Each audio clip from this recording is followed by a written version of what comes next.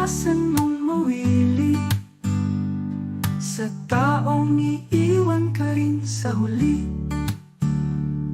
Tumigil ka na sa pagkapit, lalo na kung sobra na ang sakit.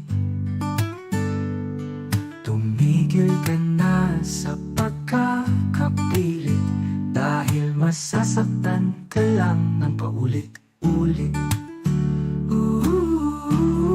Iwasan mong manatili sa taong hindi ikaw ang pinili.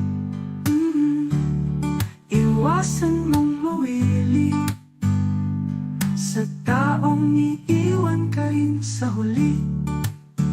Huwag mo nang balaking pang lumaban, kung sa dulo ikaw lang rin ang talunan.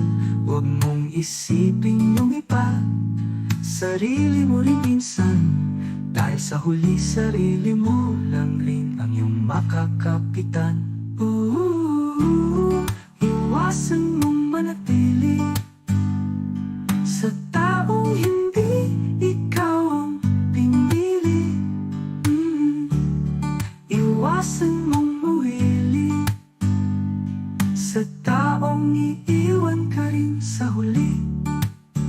At kapag nasasaktan ka na ng sobra, bitawan mo na, dahil walang mangyayari kung kakapit ka pa sa taong may kinakapitan ng iba.